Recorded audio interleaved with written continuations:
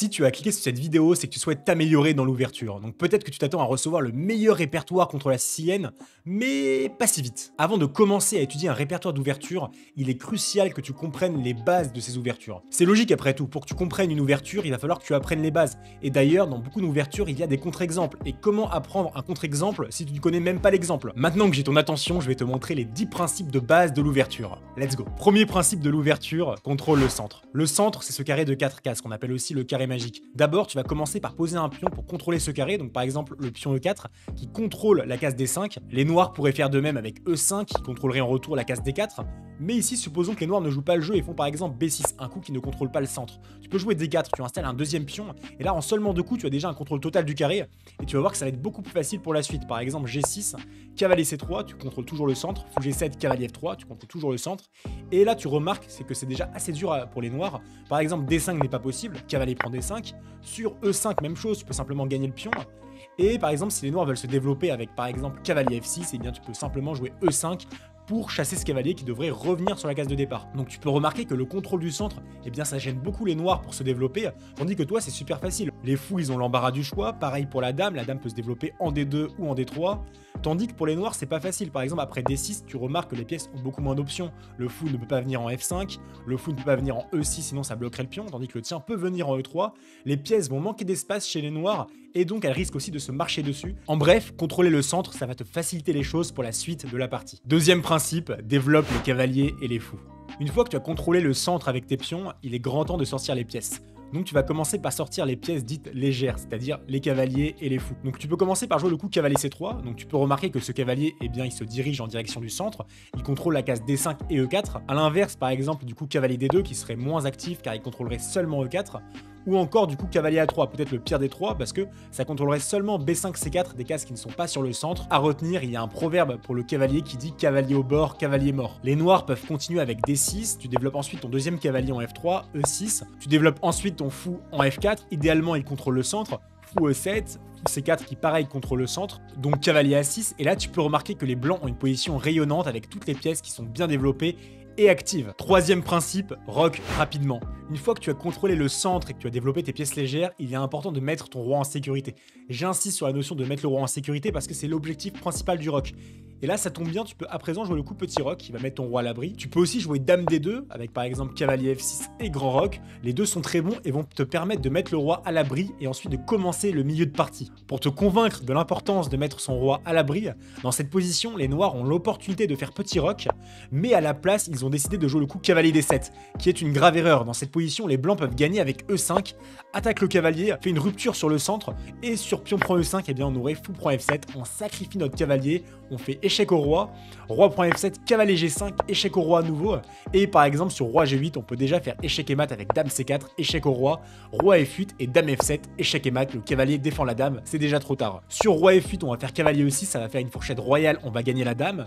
Sur roi E8, on va faire cavalier E6, et pareil, la dame est attaquée et enfermée par ses pièces, donc on va encore une fois gagner la dame. Leçon à retenir, rogue rapidement, en général en moins de 10 coups. Quatrième principe, développe les cavaliers avant les fous. C'est mieux de commencer par développer les cavaliers, et ce pour 3 raisons. La première, c'est que lorsque tu développes ton cavalier, tu passes directement de 3 cases à 8 cases. A l'inverse, le fou, sur sa case de départ, lui, il est déjà utile, il est déjà actif parce qu'il contrôle quand même une longue diagonale. Deuxième raison, les fous sont plus flexibles que les cavaliers, et c'est bien parfois de prendre son temps pour savoir où les placer. Par exemple, sur la française, sur E4 suivi de E6, donc le prochain coup des noirs ça va être D5. Si par exemple tu décides de développer ton fou en le plaçant sur une case naturelle comme C4, et bien après D5, le fou est attaqué malheureusement, et donc sur pion prend D5, le fou toujours attaqué, tu pourrais peut-être le replier en B3, mais au final, que se passe-t-il? Eh bien les noirs ont simplement un pion sur le centre, tandis que toi tu n'as rien du tout. Donc ça donne l'initiative aux noirs. Tandis qu'à la place, si tu avais développé l'un des cavaliers, eh bien tu te laisses peut-être la flexibilité pour développer ce fou par la suite. Par exemple ce fou plus tard qui pourrait venir en D3. Troisième raison, celle-ci elle est un peu plus situationnelle et surtout plus avancée. Dans cette position qui est un gambit dame, on verra ce que c'est plus tard, les noirs peuvent faire le coup fou F5. Un coup qui semble naturel parce qu'on développe un fou, mais qui est mauvais. Pourquoi? Parce qu'on laisse le pion B7 sans défense. Et dans cette position, après pion prend D5, le coup dame B3 fait assez mal parce que on attaque le pion B7 qui n'est pas si facile à défendre. Cinquième principe, évite d'échanger un fou contre un cavalier. En général, dans la plupart des positions, le fou est un petit peu plus fort que le cavalier, et c'est pour ça qu'il ne faut pas l'échanger sans raison. Prenons cette position qui illustre très bien la chose. Sur E4, C5, la sicilienne, cavalier F3, D6 et fou B5, la variante de Moscou, les noirs ont 3 options valables. Je ne parle pas de dame D7 sur fou prend D7, on perd la dame bien sûr, mais il y aurait fou D7, cavalier C6 et cavalier D7. Par exemple, sur cavalier D7, eh bien on voit qu'après fou prend D7, on donne simplement la paire de fou gratuitement, et ça ne va pas. Par contre, sur cavalier C6, on remarque que le coup fou prend C6 est un coup complètement jouable, parce qu'après pion prend C6, on a certes donné la paire de fou, mais on remarque que la structure des noirs est légèrement abîmée avec des pions doublés car ils sont sur la même colonne, et un pion A7 qui est tout seul, qui est isolé, ce qui donne des compensations pour les blancs. Sixième principe, ne sors pas ta dame trop tôt dans l'ouverture. Dans cette position, les blancs aimeraient beaucoup ramener un deuxième pion en D4 sur le carré magique. Le problème, c'est qu'après pion prend D4, dame prend D4, la dame est sortie dans l'ouverture. Le problème d'une sortie prématurée de la dame, c'est que souvent celle-ci peut se faire attaquer par des pièces légères. En l'occurrence, dans cette position, les noirs peuvent jouer cavalier C6, développent une pièce légère, donc jouent un coup utile, et attaquent cette dame. Donc cette dame est obligée de se replier, ce qui fait qu'on a perdu un temps avec les blancs. Autre exemple, il existe une ouverture qui s'appelle la Scandinave. Les noirs jouent D5, et sur pion prend D5, dame prend D5, les noirs développent leur dame, mais après cavalier C3, la dame est attaquée, et donc après dame A5, les noirs ont perdu un temps avec leur dame. Cependant, j'aimerais apporter une nuance. Dans cette position, si on fait cavalier F3, cavalier C6 et D4, ce que l'on appelle l'écossaise, les blancs prennent le centre avec D4, sur pion prend D4 et cavalier prend D4, les noirs pourraient se dire « Ah bah tiens, après cavalier prend, dame prend, j'ai réussi à sortir de la dame dans l'ouverture, bingo !» Toujours comprendre l'objectif de sortir de la dame dans l'ouverture. L'objectif, c'est de pouvoir l'attaquer avec des pièces légères. Mais en l'occurrence, les noirs ne peuvent pas l'attaquer ici. Sur fou E7, par exemple, on aurait dame prend G7, on gagne un pion. Sur cavalier F6, il y aurait E5, le cavalier est chassé. Donc finalement, cette dame, elle nous aide énormément avec les blancs et elle handicape beaucoup le jeu des noirs. À retenir, ne pas sortir la dame dans l'ouverture. Si et seulement si, on peut l'attaquer avec des pièces légères. Si ce n'est pas le cas, peut-être que cette dame, au contraire, peut nous aider. Septième principe, ne joue pas deux fois la même pièce dans l'ouverture. Prenons cet exemple, E4, E5, cavalier F3 qui attaque le pion, cavalier C6 qui le défend, ou C4, on se tient prêt à faire petit roc, quand soudain, les noirs vont jouer cavalier D4, ils vont bouger leur cavalier une seconde fois, ils vont aussi laisser le pion E5 en prise, et si jamais on décidait de prendre ce pion, justement, le piège repose sur ça. Ici, il y aurait le piège de Blackburn, avec dame G5 qui attaque le cavalier E5 et le pion G2 en même temps, donc ça, en effet, c'est très dangereux pour les blancs. Par contre, lorsque le cavalier bouge une seconde fois, c'est un temps qui n'est pas utilisé pour développer une autre pièce, et on peut tout simplement ignorer le pion E5 et continuer de se développer avec les blancs en faisant par exemple petit roc. Là, cette fois-ci, la menace de E5 est sérieuse. Donc après, cavalier prend F3 pour éliminer ce cavalier, dame prend F3, on remarque qu'on menace de faire échec et mat en F7, qu'on a développé une dame, un fou, qu'on a mis le droit à l'abri, tandis que les noirs n'ont rien fait de tout ça, ce qui nous donne une très grosse initiative avec les blancs. Huitième principe, ne fais pas d'échecs inutiles. Là-dessus d'ailleurs, j'ai une petite anecdote. Quand j'avais 15 ans, j'étais en vacances à la plage avec mon oncle. Mon oncle qui est joueur d'échecs, mais contrairement à moi, j'avais 3 ans de compétition dans les pattes, j'avais des cours particuliers depuis quelques années, j'étais 1600 feed, il me semble. Donc j'étais beaucoup plus expérimenté que lui qui était complètement amateur. Et donc on jouait des parties, on a dû en faire plusieurs dizaines. Et en contraste avec le temps ensoleillé, l'atmosphère de détente des vacances, sur l'échiquier c'était une énorme boucherie. Et c'était tellement un massacre qu'à la fin il cherchait même plus à me battre, il cherchait à me faire des échecs au roi. Et il disait bah ok tu m'as battu mais je t'ai collé 3 échecs. Et en fait, on s'en fout de faire échec. L'important, c'est de faire échec et mat. Prenons l'exemple de la défense française. Sur E4, E6, cavalier F3 développe un cavalier, D5, c'est l'idée de la française, E6 pour envoyer D5 en levier. Et bien là, par exemple, si on fait fou B5 en étant content de faire échec au roi, et bien on voit que cet échec, il nous dessert plus qu'autre chose, parce qu'après C6, le fou est attaqué, le pion est toujours attaqué, donc on doit faire fou D3 pour défendre le pion. Et là, on s'arrête un instant, on remarque que ce fou est très mal placé parce qu'il va bloquer la poussée de ce pion, ce qui va bloquer le développement de ce fou. Et donc, on se retrouve déjà un peu moins bien avec les blancs en seulement 3 coups. A l'inverse, je vais te montrer un échec utile. Prenons cette position par exemple dans la sicilienne, donc je te passe les coups, c'est pas très important. Après, tu remarques que c'est principalement des coups de développement standard. Et là, par exemple, les blancs vont faire cavalier B5. Oh, ils enfreignent un principe de l'ouverture, ils bougent 2 fois le cavalier. Cependant, c'est pour une raison bien précise, c'est pour jouer sur la case D6.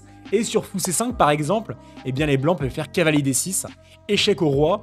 Et là, par contre, contrairement à l'échec précédent qui était inutile, eh bien sur fou prend D6, dame prend D6, c'est terrible, la dame paralyse complètement le jeu des noirs. Donc là, les noirs seraient obligés de venir en E7 avec le roi, et donc les noirs seraient déroqués.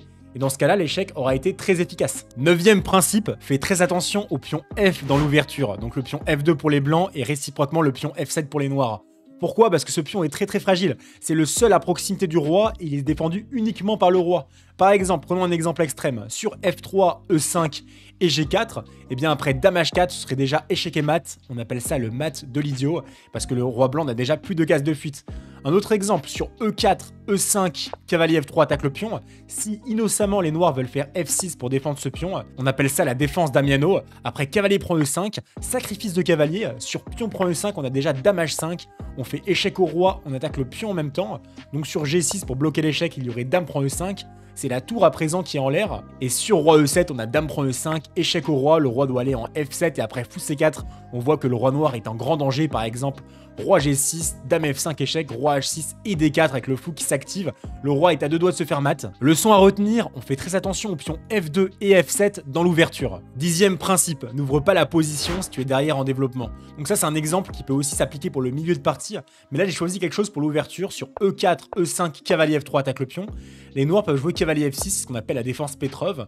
Et sur cavalier prend E5, par exemple, si les noirs font cavalier prend E4, et bien ce serait une grosse erreur. Les noirs ouvrent les lignes, la colonne E est ouverte. Et ce coup est une erreur parce que en fait c'est les blancs qui jouent les premiers. Et donc c'est les blancs qui ont l'initiative. Et après Dame E2 qui attaque le cavalier. Sur cavalier F6, on aurait tout simplement cavalier C6. Le roi est en échec, c'est un échec à la découverte.